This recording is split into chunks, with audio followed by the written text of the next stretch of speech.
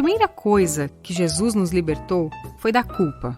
Quer nos sintamos culpados ou não, somos todos culpados diante de Deus por causa das muitas vezes que violamos suas leis em pensamentos, palavras ou ações.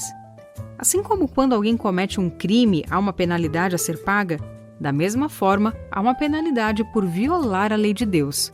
Romanos 6:23 diz: o salário do pecado é a morte. O resultado das coisas que fazemos de errado é a morte espiritual, ou seja, ser afastado de Deus eternamente. Todos nós merecemos sofrer essa penalidade. Na cruz, Jesus tomou essa sentença em nosso lugar, para que pudéssemos ser totalmente perdoados e a nossa culpa pudesse ser removida. Com o sacrifício de Cristo na cruz, Ele também nos libertou do vício. Jesus disse que quem peca é escravo do pecado. Jesus morreu para nos libertar dessa escravidão. Na cruz, o poder desse vício foi quebrado. Embora ainda possamos cair de vez em quando, o poder do vício é quebrado quando Jesus nos liberta. Mais uma liberdade concedida por Jesus foi o medo. Jesus veio para que, por meio da sua morte, pudesse destruir o diabo, que tinha o império da morte, e também para libertar os que foram escravos toda a sua vida por causa do medo da morte. Não precisamos mais temer a isso. A morte não é o fim para aqueles que Jesus libertou. Pelo contrário, é a porta de entrada para o céu, onde estaremos livres até da presença do pecado. Quando Jesus nos libertou do medo da morte, também nos libertou de todos os outros medos. Eu espero que você esteja gostando desse vídeo. Se você estiver mesmo, não esquece de deixar o seu like para eu saber, tá bom? Outra pergunta que talvez surja aí na sua cabeça pode ser: liberdade para quê? Jesus não está mais fisicamente na Terra, mas Ele não nos deixou sozinhos. Ele enviou o seu Espírito Santo para estar conosco. Quando o Espírito dele vive dentro de nós, Ele nos dá uma nova liberdade. Mas que liberdade seria essa? A primeira coisa que eu quero citar é a liberdade de conhecer a Deus. As coisas que fazemos de errado causam uma barreira entre nós e Deus, como lemos lá em Isaías 59:2. Pois são os pecados de vocês que os separam do seu Deus. Quando Jesus morreu na cruz, Ele removeu a barreira que existia entre nós e o Senhor. Como resultado, Ele tornou possível que tivéssemos um relacionamento com o nosso Criador. Nós nos tornamos filhos e filhas dele. O Espírito nos assegura esse relacionamento e Ele nos ajuda a conhecer melhor o nosso Pai Celeste, além de nos ajudar a orar e entender a palavra de Deus.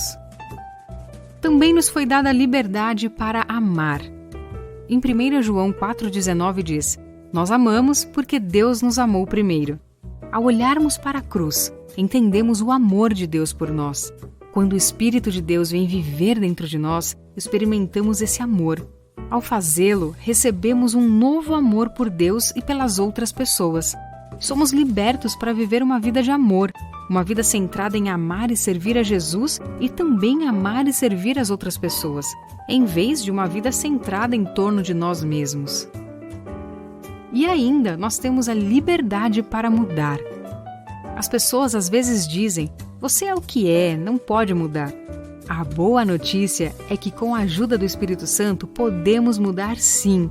O Espírito Santo nos dá a liberdade de viver o tipo de vida que lá no fundo sempre desejamos viver.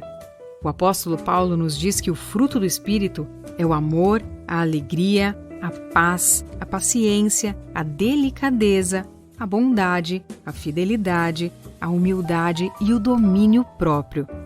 E se você quiser saber mais sobre o fruto do Espírito, aqui no canal tem um vídeo sobre esse tema. Quando nós pedimos que o Espírito Santo de Deus venha e viva dentro de nós, essas maravilhosas características começam a crescer em nossas vidas.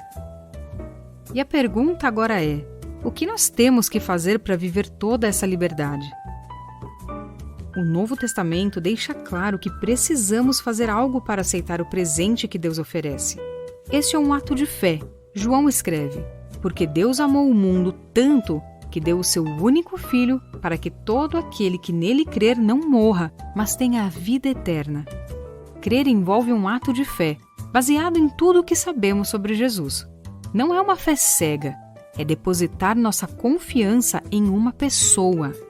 De certa forma, é como o passo de fé dado por uma noiva ou pelo noivo quando eles dizem "eu aceito" no dia do casamento.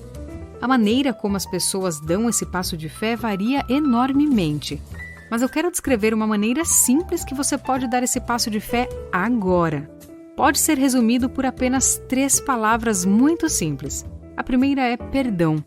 Você precisa pedir a Deus para perdoá-lo de todas as coisas que você fez de errado e se afastar de tudo que sabe que está errado em sua vida.